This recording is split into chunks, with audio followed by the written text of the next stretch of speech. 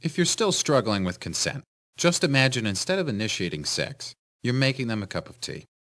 You say, "Hey, would you like a cup of tea?" And they go, "Oh my God, fuck yes, I would fucking love a cup of tea. Thank you."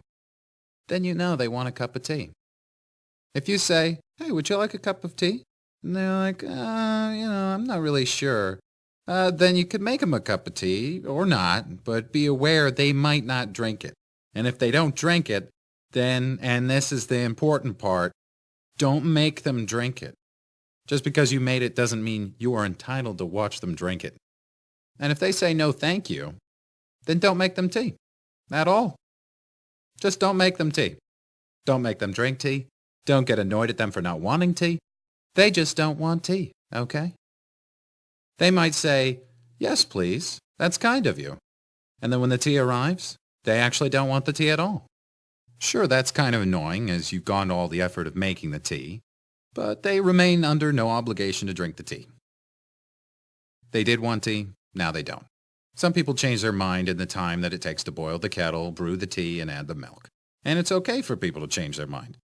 And you are still not entitled to watch them drink it. And if they're unconscious, don't make them tea. Unconscious people don't want tea. And they can't answer the question, "Do you want tea?" because they're unconscious. Okay, maybe they were conscious when you asked them if they wanted tea. And they said yes.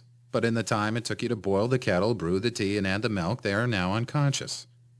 You should just put the tea down. Make sure the unconscious person is safe. And this is the important part again. Don't make them drink the tea. They said yes then, sure, but unconscious people don't want tea. If someone said yes to tea, started drinking it, and then passed out before they'd finished it, don't keep on pouring it down their throat. Take the tea away. Make sure they're safe, because unconscious people don't want tea. Trust me on this. If someone said yes to tea around your house last Saturday, that doesn't mean they want you to make them tea all the time.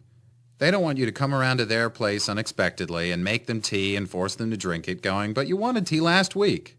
Or to wake up to find you pouring tea down their throat going, "But you wanted tea last night."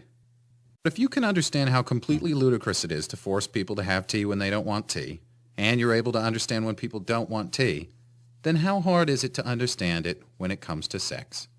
Whether it's tea or sex, consent is everything.